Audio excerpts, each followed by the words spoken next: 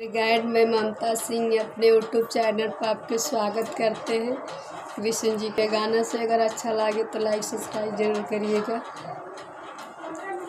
आजू गोकुल नगरिया निहाल सखिया, आजू गोकुल नगरिया निहाल सखिया, दोनों भाई में छोटे का कमाल सखिया, दोनों भाई में छोटा का कमाल सखिया।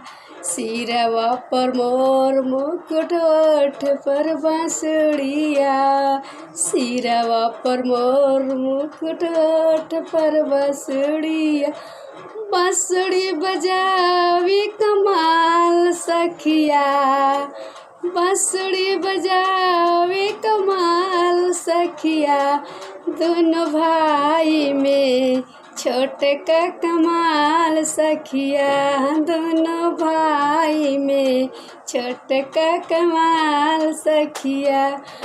गोकुल में घूमी घूमी गई अचरावेले, गोकुल में घूमी घूमी गई अचरावेले, घर घर माखन चोरावी कमाल सखिया, घर घर में माखन चोरावी कमाल सखिया, दोनों भाई में छोटे का कमाल सखिया, दोनों भाई में छोटे का कमाल सखिया।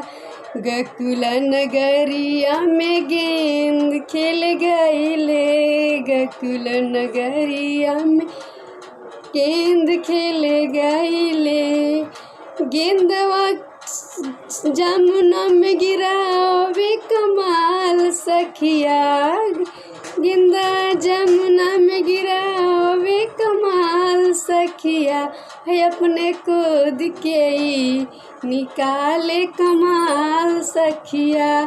नाग पर बैठ के बांसुड़ी बजावे ना।